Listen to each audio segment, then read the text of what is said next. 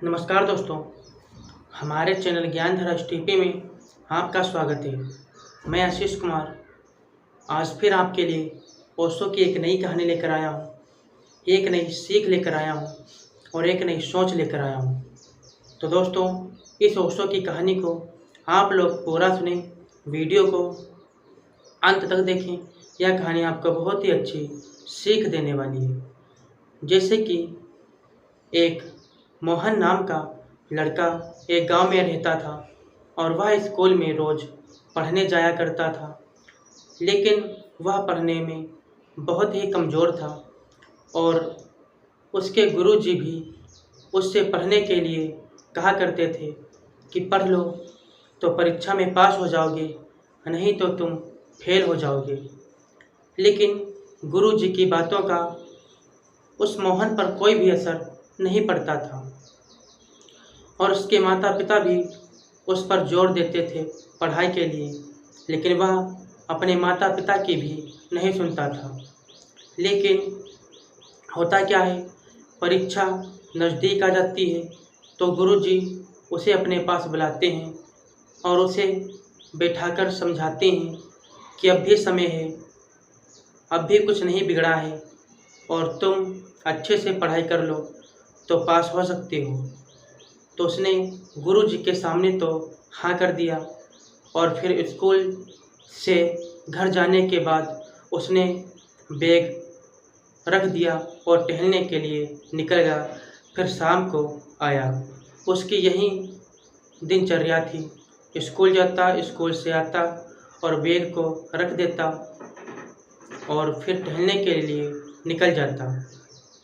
होता क्या है, एक दिन वह दिन आ ही जाता है जब परीक्षा होती है। जिस दिन तो परीक्षा देने के लिए मोहन स्कूल जाता है तो सभी बच्चों को कॉपी और पेपर दिया गया और उस मोहन को भी कॉपी पेपर मिला। लेकिन होता क्या है, वह जो मोहन था वह कॉपी के पन्ने पलट पलट कर देख रहा था और बार बार पेपर को पढ़ रहा था। लेकिन वह सोच रहा था कि हम इस कॉपी में क्या लिखें, और यही सोचते सोचते उसका 1 घंटा बीत गया। होता क्या है, मोहन के मन में एक विचार आया कि पास फेल तो गुरुजी के हाथ में है और गुरुजी चाहेंगे तो पास कर देंगे और गुरुजी चाहेंगे तो फेल कर देंगे। तो उस मोहन ने कॉपी के दूसरे पन्ने पर एक विचार लिख दिया कि गुरुजी, पास करने की कुंजी तुम्हारे हाथ में है, अगर तुम पास कर दोगे तो क्या कोई बड़ी बात है।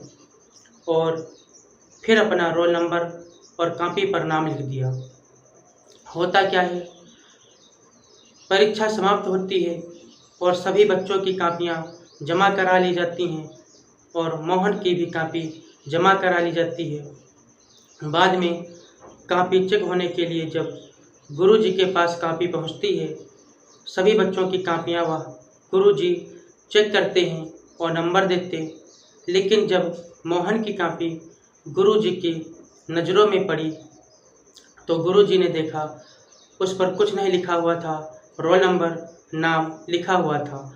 लेकिन जब एक पन्ना पलट कर देखा तो देखा दूसरे पन्ने पर उस पर एक विचार लिखा हुआ था कि गुरुजी, पास करने की कुंजी तुम्हारे हाथ में है, अगर तुम पास कर दोगे तो क्या कोई बड़ी बात है।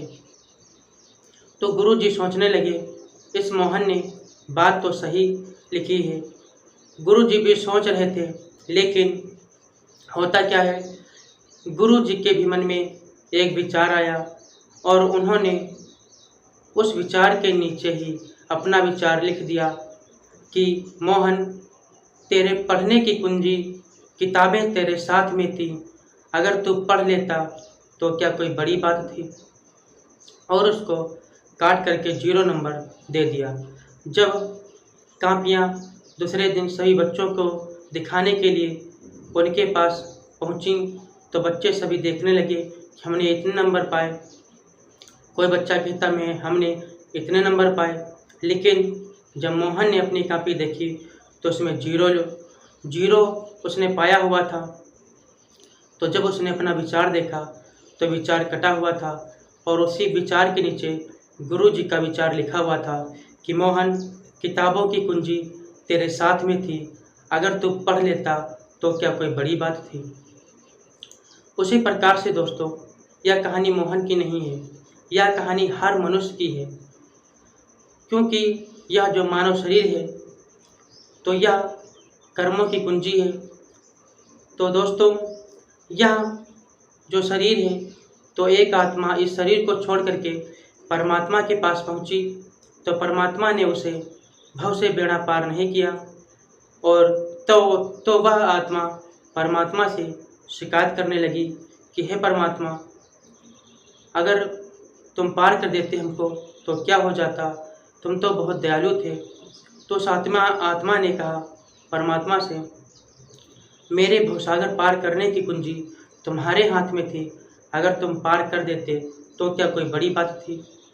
तो परमात्मा ने भी कह दिया कि कर्मों की कुंजी तेरे साथ में थी, अगर तू अच्छे कर्म कर लेती तो क्या कोई बड़ी बात थी। तो ये जो शरीर है कर्मों की कुंजी है, और जो परमात्मा ने हम लोगों को ये मानव शरीर दिया है तो समझो कर्मों की कुंजी है।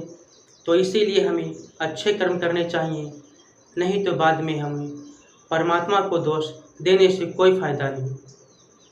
तो दोस्तों, मैं आशा करता हूँ आपको यह कहानी अच्छी लगी होगी, और इसी तरह की कहानियाँ सुनने के लिए, ओशो की कहानियाँ सुनने के लिए हमारे चैनल को सब्सक्राइब कर लें, ताकि आपको हर रोज़ एक नई कहानी मिल सके।